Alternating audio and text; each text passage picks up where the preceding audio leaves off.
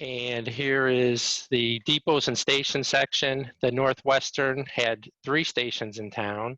The Milwaukee Road had 2, and then later on, Metro added the Big Timber station out west. The Interurban had a couple different stations in town, and then also we'll touch on Spalding, which was actually a separate town, which has become part of the far southeast edge of Elgin at this point. Then we're going to go through some travel aspects of living in Elgin and travel, look at some of the early years, some of the train schedules and so forth. The end of the 19th century, skip ahead to the 20s, start covering some of the commuter services that developed sometime probably around the 1920s. Then the 50s and 60s, which was kind of a golden era for Elgin travel, because at that point you could travel actually out to the West Coast right from Elgin before the onset of Amtrak. 1970s was when it was back to just a regional commuter town.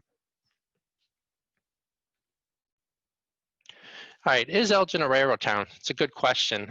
As far as dealing with some of the other outer ring cities like Aurora and Joliet, there's more of a railroad presence in those towns.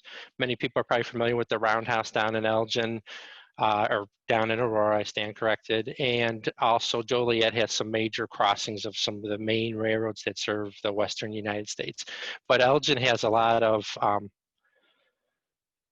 history as far as the early development of the railroads and so forth. Galena was really one of the most important places in Illinois back in the era when in the 1830s and 1840s with the lead mining. It was a port to the Mississippi. It was more important even than Chicago at that point. The first 2 railroads that served Illinois, or the second and third railroad actually, their goal was to get to Galena because of the importance of the lead mining and the mining in Galena. Here's an early picture of Chicago, and obviously Chicago was up and coming with the building of the Illinois and Michigan Canal, and also the start of the railroads, the first of which was the Galena and Chicago Union, which is the railroad that came out through Elgin. Here's a map, early map of the route between Chicago and Galena. 183 miles. Chicago's about a quarter of the way out from Chicago. And some of the early people involved in the Galena and Chicago Union had ties to Elgin. So that's one of the key points of why Elgin wound up having the first railroad come through on the way to Galena. Railroad actually first started on paper, which is very common at that time back in 1836. Kind of never developed beyond a paper railroad. Finally, in 1846 is when they started to build the physical railroad. They used what is known as strap rail track, which the picture here shows. It's basically a piece of strap metal on a piece of wood. Not very good design overall. Found an article where actually one of these pieces of rail would come up and coil and wound up going into one of the cars shortly after the railroad started operating. Fortunately, didn't take anybody out, but came very close according to the article that I found on it. Chicago finally has a railroad in 1848. Here's the original depot, essentially down by the Merchandise Mart area there. And the 1850, on January 22nd of 1850, Elgin finally had its railroad. This is not a picture of the railroad coming to Elgin. Obviously, this is a much later picture when they were showing the pioneers a historic relic. A lot of this was probably the 1948, 1949 on the centennial of this event, 1950 in this case. At this point, it was a short but significant railroad. It was running about 43 miles. This is the line that comes up through South Elgin, coming up from West Chicago, to give you a picture of where the line came.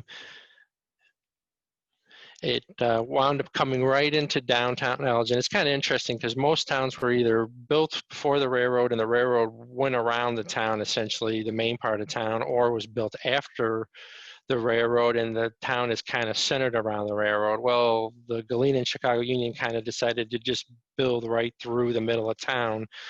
Elgin was founded around 1830, so this was a well-developed area when it was built, and that's why even today, if most probably remember when the trains used to come through downtown Elgin, they ran right between the buildings and so forth.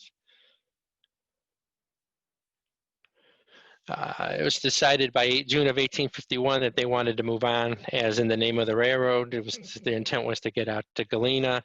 At some point, the engineers decided to cross the Fox River south of town, where both the railroads cross now, leaving the east side just as kind of a spur.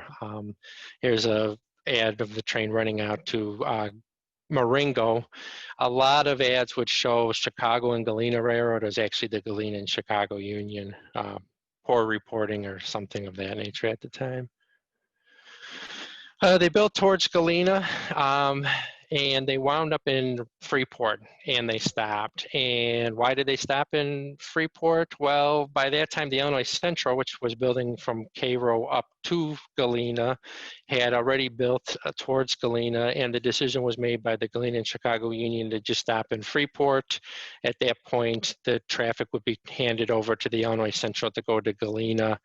And what wound up happening is the Galena and Chicago Union started building another line from what is now West Chicago towards Iowa, and that became essentially their main line. The Fox River Valley Railroad. The Fox River Valley was a railroad that started here in Elgin. It took the spur that was on the east side of Elgin and started building towards Wisconsin. Its intent was to build and connect with the railroad called the Milwaukee and Mississippi, which was part of what became the Milwaukee Road at a later point.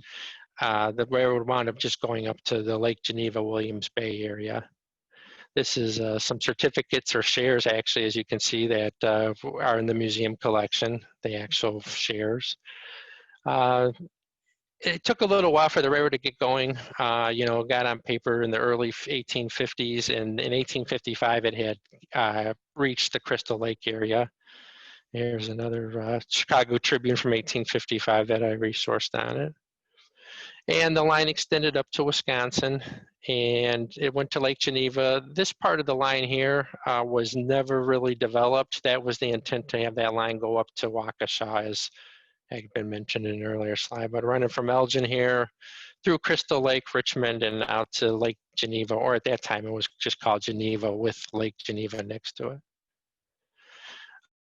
Things weren't so good. The boom and bust cycles of that era, as we'll see through multiple times in the displays, the slides, they went bankrupt. They renamed it the Elgin and State Line Railroad, one of several railroads that actually had Elgin in its name. Here's another stock certificate the museum has. Unfortunately, they don't have much value, so. Contract to operate. In 1860, the Elgin and State Line entered a contract with the Galena and Chicago Union, making them essentially a paper railroad, and the equipment being merged into the Galena and Chicago Union fleet. Just by coincidence, these two gentlemen who made this agreement happened to go out to Promontory, Utah, and make the same agreement when the Transcontinental Railroad met. The Chicago Northwestern comes to Elgin. Chicago Northwestern didn't build any tracks into Elgin, but in June of 1864, they merged with the Galena and Chicago Union, and at that point, the town of Elgin became an exclusively a Chicago and Northwestern town. Second railroad to come to Elgin was the Chicago and Pacific Railroad. The Chicago and Atlantic was chartered in 1865. The name was changed to the Chicago and Pacific in 1872.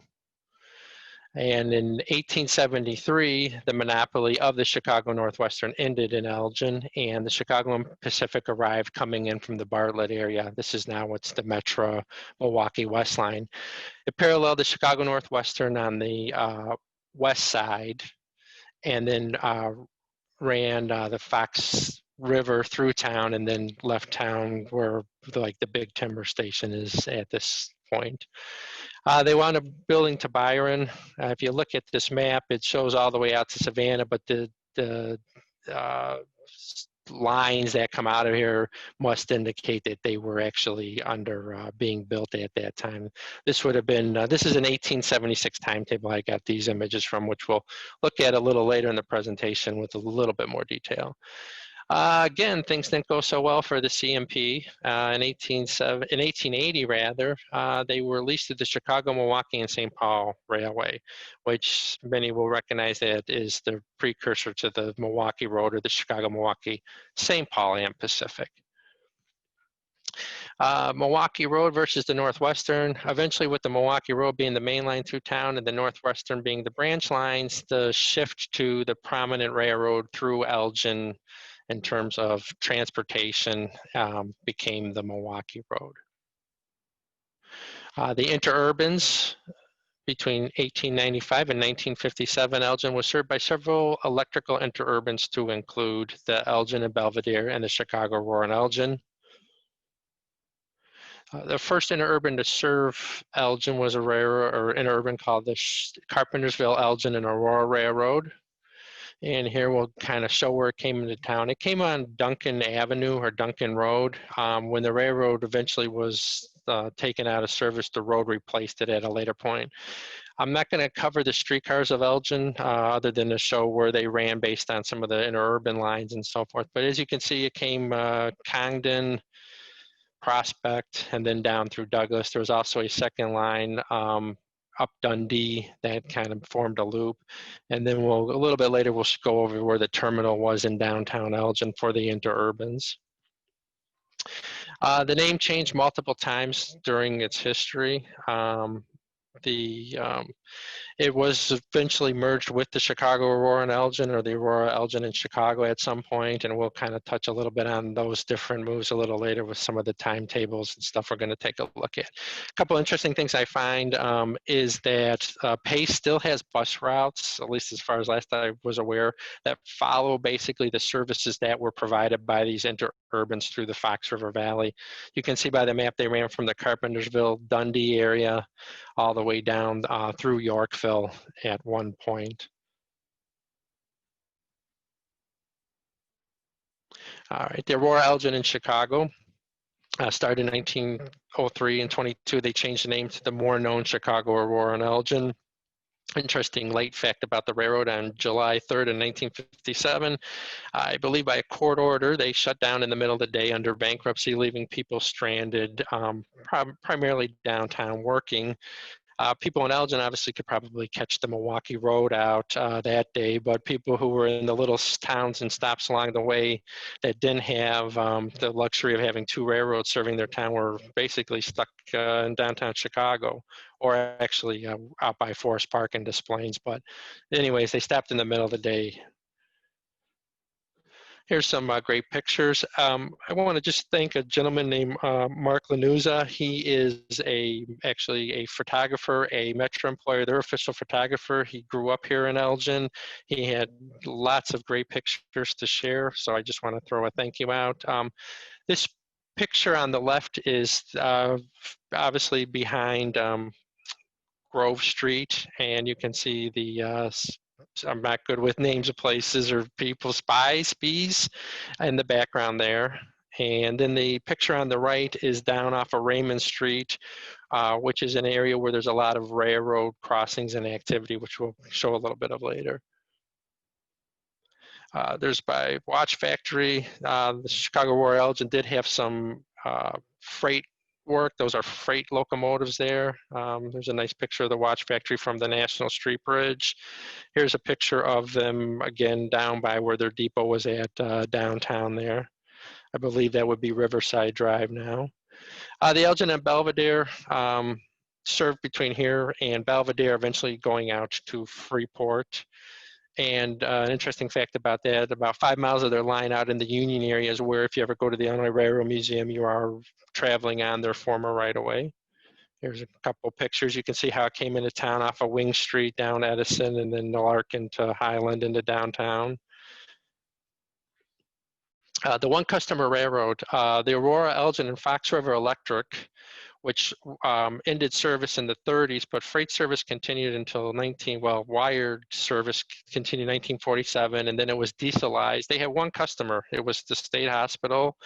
And in the early 70s, they switched to natural gas for their power plant or their heating plant, and the railroad, without a customer, closed down. This railroad actually has a section that the Fox Valley Trolley Museum utilizes.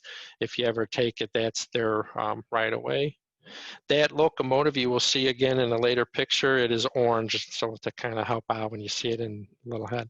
Here they are serving their one customer.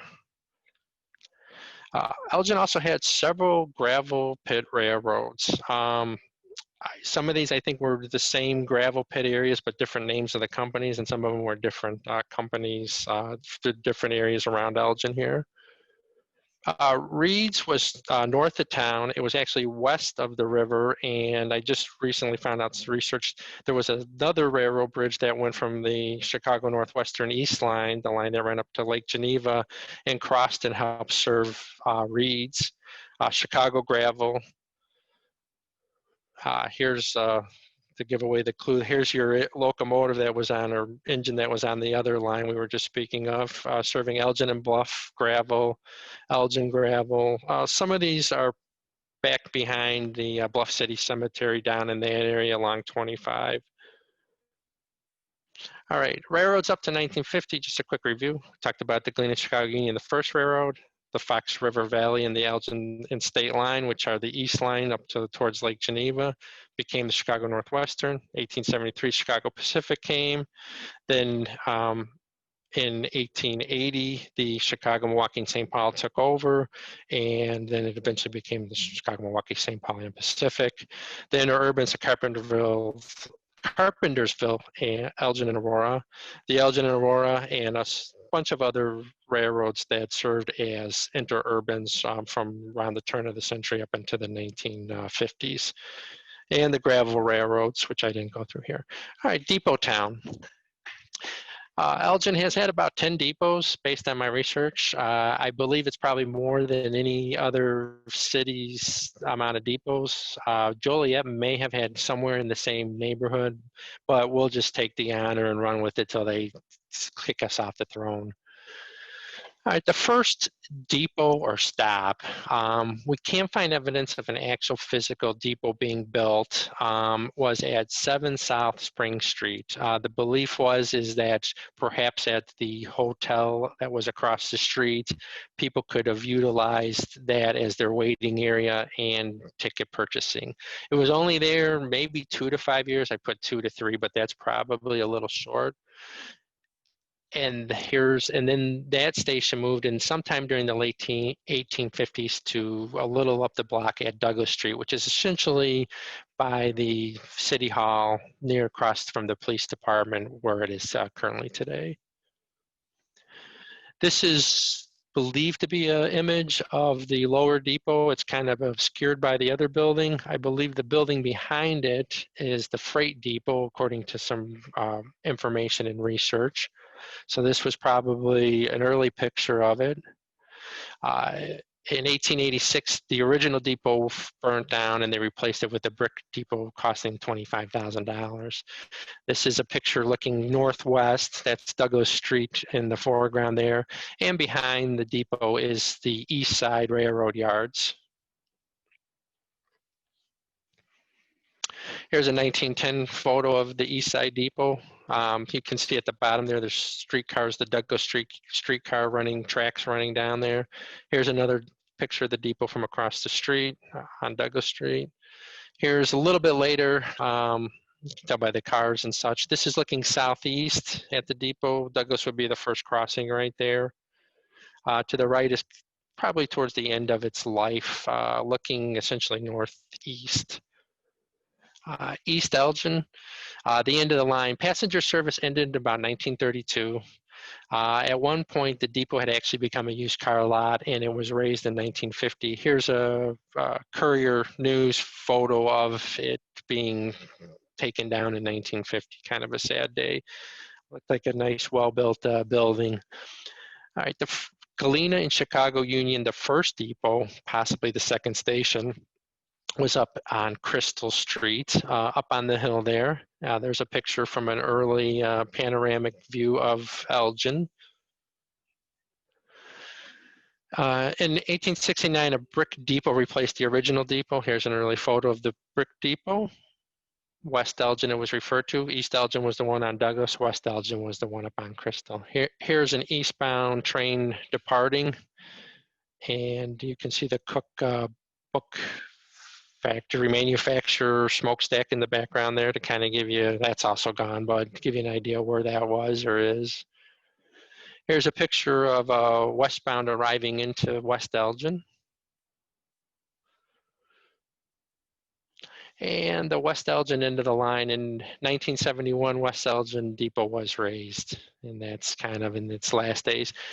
There is a depot in West Chicago. It's no longer a depot, but the building is right off of Washington, west of Main, if anybody's familiar with West Chicago. And that depot is very similar in look to what was in Elgin here. That is still standing.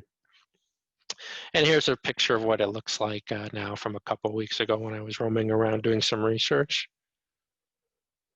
The Watch Factory Depot down here, built around 1883. It last was in the city directory as a depot from research until about 1915. Here's a picture of the depot when it was in active service. After it had closed, it had many lives. It looks like here was some type of shop. It became a TV repair shop at some point in the 60s, and then it sat empty for a long time. There's a wig-wag old style signal there. This is it during its kind of period between being used and being restored. Here it is in a restored picture, 2004. All right, we're going to go over to across the river and go to the Chicago and Pacific Depot. This is the original depot that served Elgin. This is now the main depot in Elgin to this day, not this building, but this location, 109 West Chicago Avenue. Here's some early pictures. This is milk containers. As many know, Elgin was a hub for dairy, and that shows the dairy waiting to either be picked up or have been dropped off by another train ready to go back to the wherever the Thick Farms, I guess, was where it would be at. This picture is a commuter train, probably 1940s by the pictures, and ready to go down into Chicago, much pre the bi-levels that later served the route. Here's a little bit newer picture. In 1947, the original depot that we were just looking at was replaced with this modern depot, which still serves. For those who aren't familiar, this is a phone booth right there, if that helps identify it. And there's a commuter train waiting on the siding there. I mean, zoom ahead, but that's all right. Here's another picture of the Milwaukee Road freight locomotives coming through town. And then a picture probably from the 80s with the RTA already having taken over some aspects of service. As mentioned, hub of railroad activity, the new commuter, the bi-level commuter cars being utilized, the platform with the roof on the platform. Here's a picture of a crew cleaning out the snow, keeping things running for the railroad. This is, I believe, 79. All right, the Milwaukee Road National Street Depot. There's 3 depots that served the watch factory or National Street. This is the second one we're going to touch on. That's the depot on National Street, the original depot. You can see the tower building in the background there.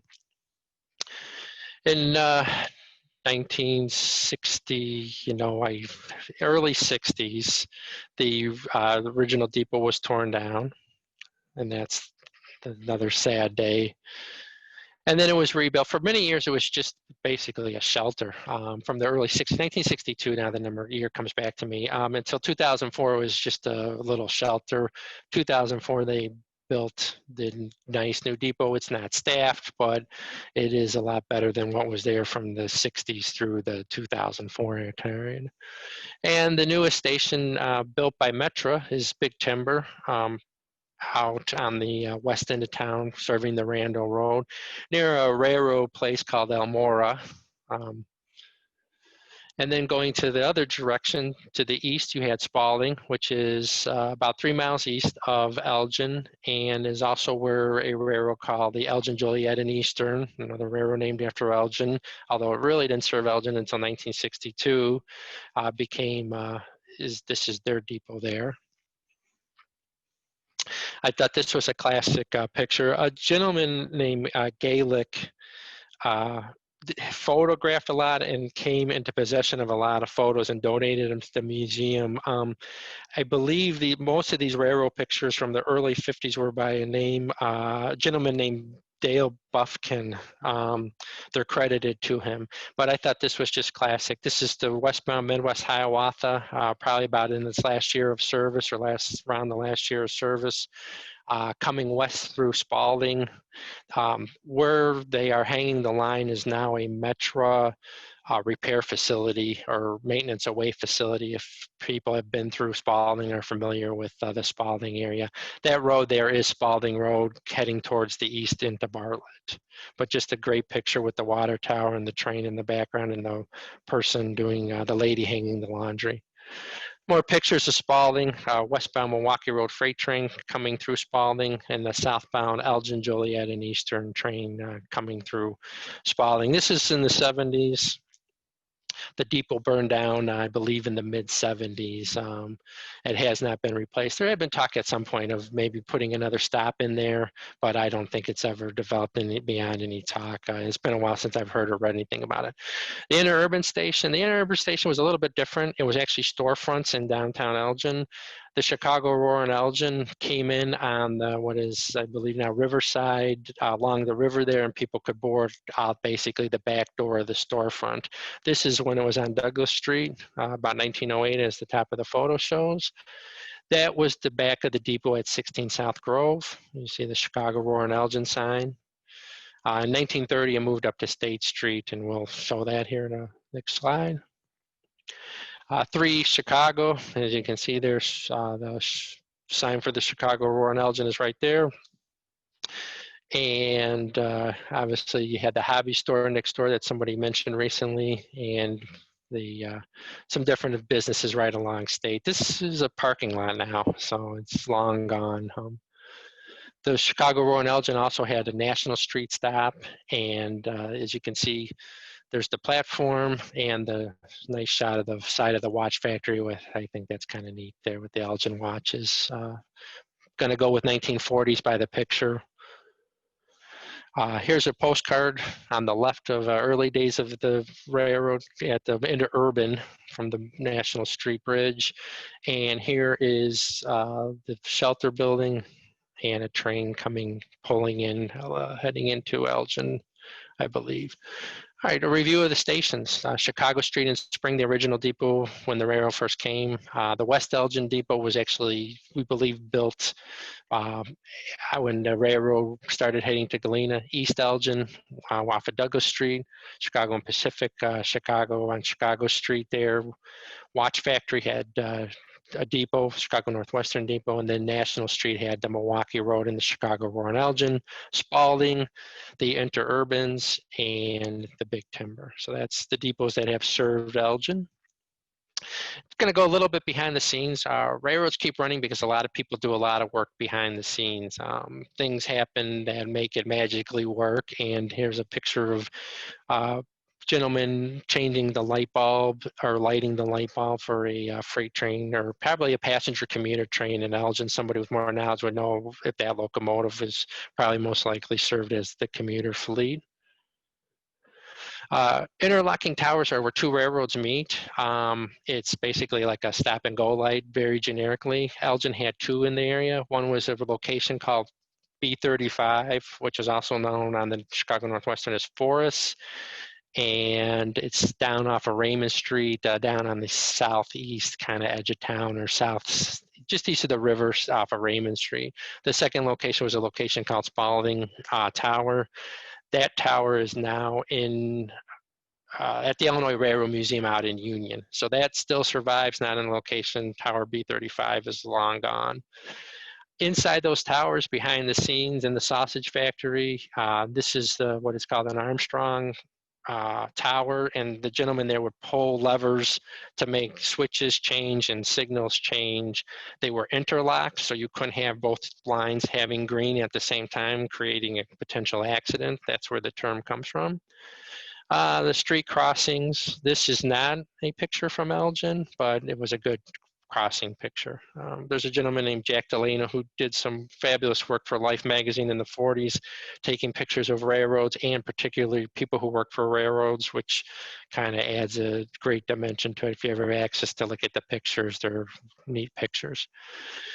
The crossing towers are basically the people would come out with the signs or set manual crossing mechanisms. There was one at Douglas Street across the street from the Douglas Railroad Depot, or the East Side Lower Northwestern Depot. One up at Ann and Grove. There was a crossing shanty, which I kind of zoomed in on a picture. As you can see, the lady who worked that crossing for many years looks like she's probably flagging the crossing at that point. And then on the west side, right between Chicago and Highland, you can see there was a crossing tower over there for a long period of time. Water towers. Water towers were also a key part of railroad operations. There were several of them in the Elgin area. Here's another picture of the ones out in Spalding. Here's an eastbound freight going through, and the laundry still hanging to dry. On the east side, there was a water tower up off of Grove and McBride. Put the back of the photo on here. A lot of information is, if you take pictures, I always know what the pictures are. I've learned that on the personal side, so that's always beneficial. The west side double header coming in eastbound. I think I skipped a slide. No, I guess not. Okay, another eastbound coming into Elgin. I think we used that picture before. The unique thing about the east side the west side water towers that had a concrete base, which still survives. You can see it on State Street as you're going up and down the hill, and you cross the what is now the Union Pacific tracks, but at that point the Chicago Northwestern. All right, travel. We'll go through the travel and quickly try to go through this. I know we had a few glitches. We try to keep it about 45 minutes, but we'll have a few more minutes of going through travel. I don't believe this is in Elgin. It is in the Elgin collection, but I don't believe it is. Somebody with more knowledge would probably have to pipe in and let me know. Here's an early schedule published in a newspaper, and that the 1850, the trains coming in from Chicago to Elgin, basically a couple a day.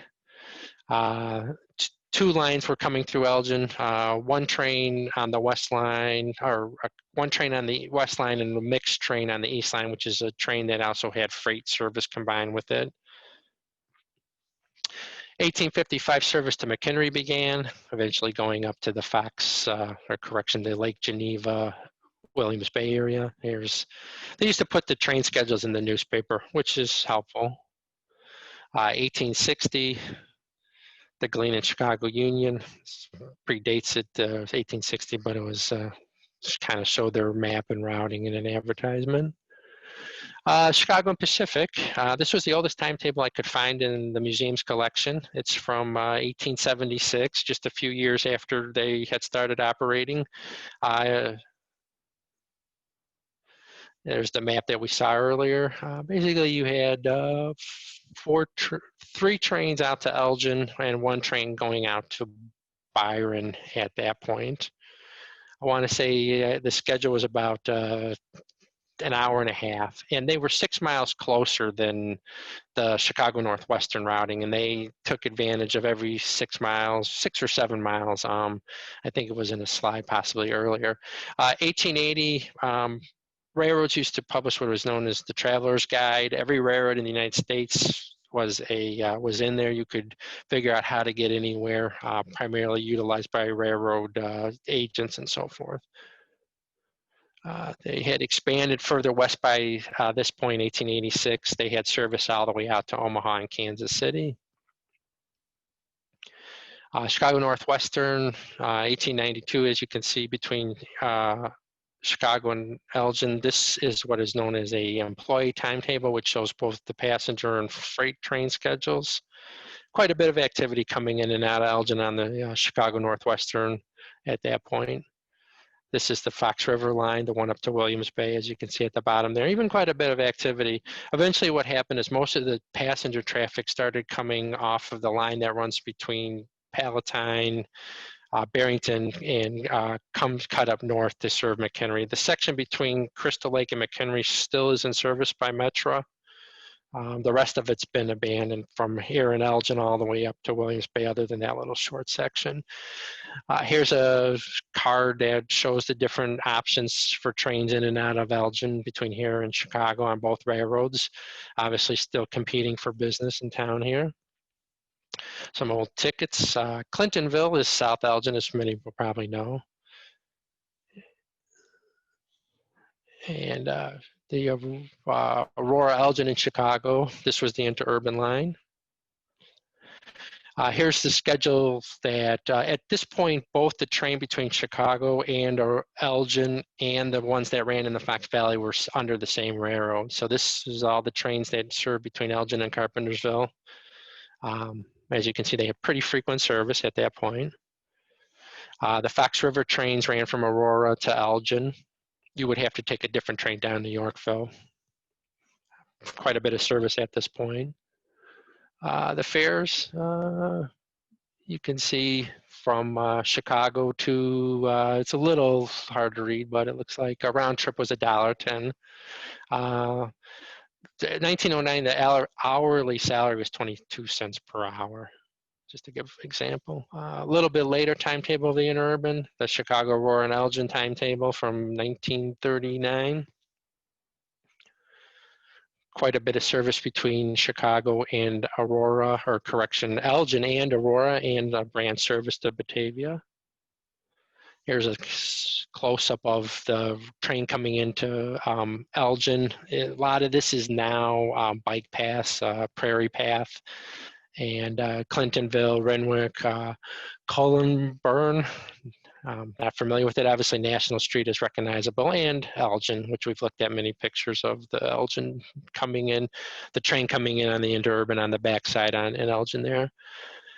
1927, commuter service had developed to a point on the Milwaukee Road where there was actually timetables, and you can see that one of the most unique things I found out about doing the research is that they actually show Kirkland as the end of the service line.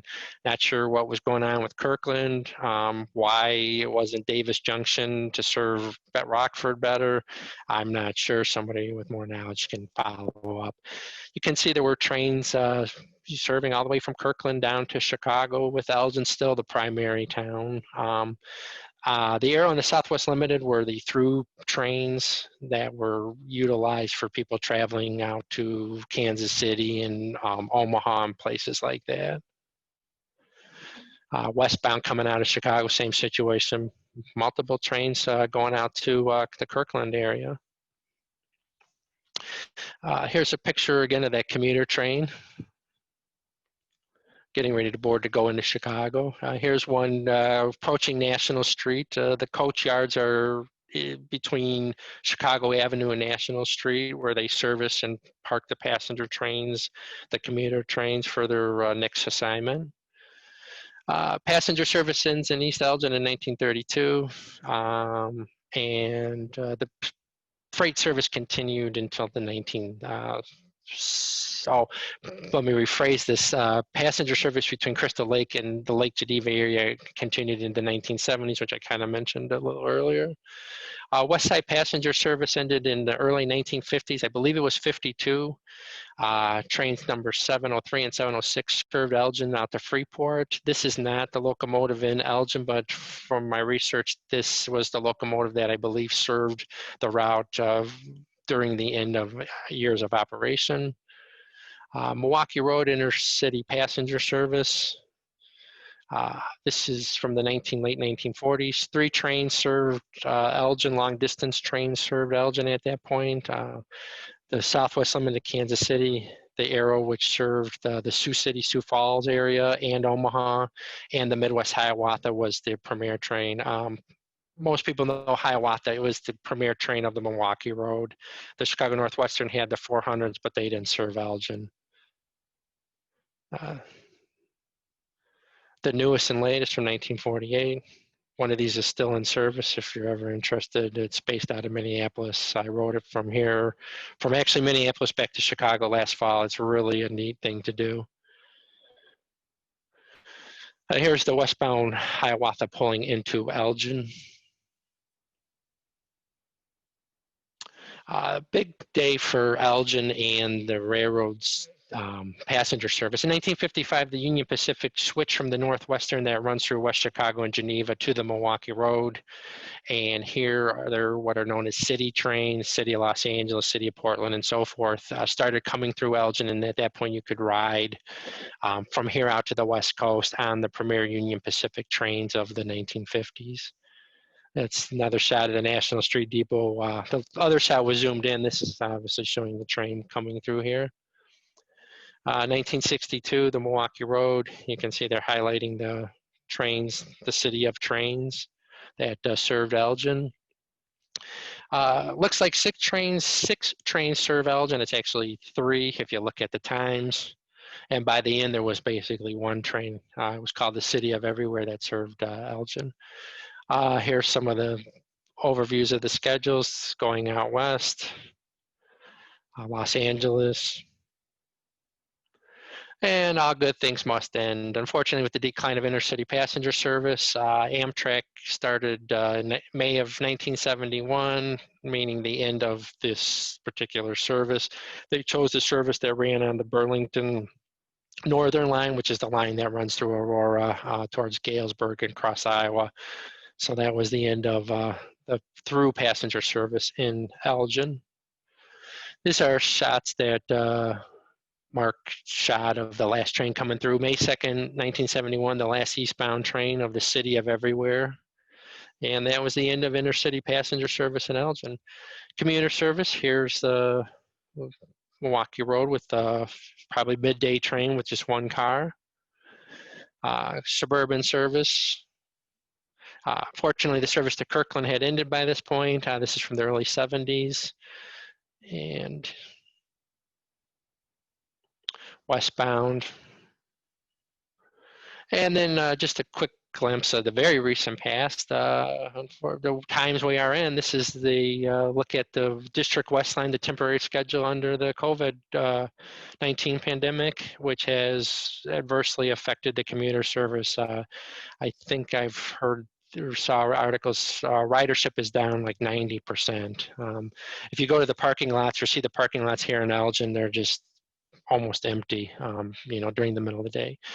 A little follow-up, more recent times. So Chicago Northwestern became the Union Pacific in 1995. I think most railroad fans would say this is interest, would say that's kind of a sad day. Just became a part of a big railroad. A lot of rich history was essentially, it was gone in a way. This is obviously it crossing DuPage Street when it was still servicing the east side. The Milwaukee Road had quite a history of changes. In 1980, it went bankrupt. 85, it was purchased by the Sioux Line. As it says, it was almost purchased by the Northwestern, which might have ended the service through town here other than maybe the commuter service. I&M took over in 97, 2002, ICE, Iowa, Chicago, and Eastern takes over. And then in 2008, the CP Rail takes back over, which is the same railroad as the Sioux Line, so it almost went full circle. This is down at B35, as it's referred to as. On the left there, you can see the Union Pacific tracks, the Elgin bypass going over, the old tracks of the Northwestern going into downtown Elgin, and an eastbound train. Commuter Service, 74, the Northwest Suburban Mass Transit District was formed because the Milwaukee Road was in such financial dire straits. They needed locomotives, and they came up with this plan for them to take over.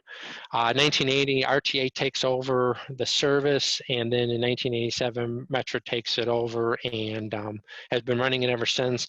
Metro really has done a good job of taking what was really a struggling service and bringing it back, obviously pre-COVID-19 situation. There's a shot the other day I took down by the depot. And that is actually the end of the show. I thank you for your patience with the technical glitches. I thank you for your patience while I go through it. I want to thank a few people before I get too far into questions and answers. A gentleman named Patrick Doran did a few books on the Chicago Northwestern, which I utilized for research and a couple pictures. A gentleman named Paul Burns, I may not be pronouncing it right, wrote a book called Steam Trains to Lake Geneva, which covers the history of the East Line up to Lake Geneva. And Mike Elf, who's very much the historian of Elgin, provided a lot of notes and details. And then everybody at the museum, particularly David, who gave information on the depots, and Beth, who helped research a lot of the photos and stuff I used. I have a comment. I don't know if we're on the screen or not. This is Bill Jones. I have we bought the Chicago Galena right away behind our building at 19 South Spring Street. And I've got a mural on the Pioneer locomotive on the back of the building. And a lot of people don't know about it. It was one of the first murals that Elgin allowed. And just right down there, I'll get pictures out on my Facebook. That's all I've got. We need to plug it in. So, Bill, you're saying that you guys bought the section of land behind your building? I've got a deed from the Galena Chicago Railroad from 1850. The train ran right behind our building, and I'm thinking that it was a stop where passengers got out and then were taken by horse and buggy to the hotels. It never had a depot, but it had a platform. Oh, never had a depot but a platform. Okay. That's interesting you bring that up, because that was a discussion we had in the museum here. David, who has very thorough research of buildings and locations here in Elgin, his records also show that there was never a depot built there. And so confirming that is great. Thank you for sharing. Yeah, and we've got a railroad family. My grandpa ran over the Rocky Mountains from Butte to Deer Lodge, and my dad worked for the Milwaukee Road for 40 years as a civil engineer going downtown Elgin and in downtown Chicago. And, so I'm a real railroad fan. We used to take the Olympia and Hiawatha out to Deer Lodge, Montana every summer for 2 weeks. That's where my mom and dad were from. They never really liked it out here in Elgin, Chicago, but that's a little bit of our family history. Yeah, the Milwaukee Road served out to the Pacific Northwest up into the early 60s, the Olympia, Hiawatha. So Deer Lodge too. Thanks for sharing. Right. Anybody else have any questions or comments about the railroad history? A lot of information was covered for sure. Dad took the Los Angeles commuter from Chicago too. Sure, go ahead. Oh, this is Andy's parents, and we'd like to say very good job. Thanks for all thank you. research. Thank you. Great job. At least I had one fan. That's why we had you. We made sure you were there so you could say that. No, he did an excellent job. And I do have a question. Sure, go ahead. Who's that? Dennis. Oh, this is Dennis. Andrew, you mentioned that during the COVID period, the ridership is way down by 90%. Was there any talk about, is it going to recover after we get out of this pandemic? Is there hope that the ridership and the use will go back up to what it was? You know, based on, that's $1 million question. I think with everybody remote working, the dynamics of office work will probably change at some level. I'm sure it will increase to at some point. I want to say, and somebody might have more knowledge or seen more reports on this, realistically returning to the 70, 80%, maybe more where the long term is, and how long it'll take, I'm not sure. I don't think short term, within several years, it's going to be back up at that the pre-pandemic levels, unfortunately. Thank you. Oh, you're welcome. Hi, Dennis and Sandy. In 1938, when my dad came to this country from Europe, he took a train from Chicago to Los Angeles. And at that time, he told me that the train was called the Los Angeles Commuter. But I have no idea if that was really true or not. But he did, in fact, take a train. He took a train from New York to Chicago and then changed trains and took a train from Chicago to Union Station in Los Angeles. Yeah, there was the Los Angeles Limited, not a commuter, so it might have been the Los Angeles Limited. Yeah. Yeah. I That would have knew made it more. had LA in it, but I wasn't sure. But this was 1938. Okay. Yeah. Interesting. Well, my dad was a commuter on the Milwaukee Road in the early 60s. And I recall that Omaha train came through Elgin as a late commuter. In other words, if you had a real cush job and you didn't have to be at your desk until 9 or 9:15, you could take the Omaha train that came from overnight into Chicago because it was much better than the commuter cars. And then you could take it back in the evening.